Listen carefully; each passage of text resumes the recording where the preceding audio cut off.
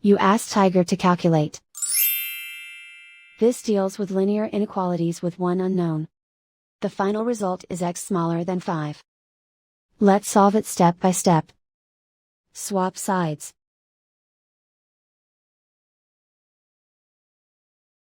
Isolate the x. Divide both sides by 6.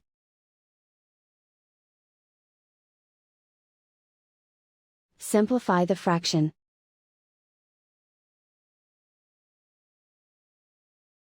Find the greatest common factor of the numerator and denominator.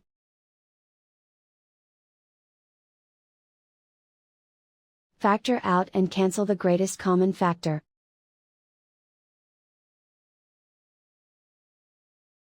Plot the solution on a coordinate grid. And so the final result is x smaller than 5.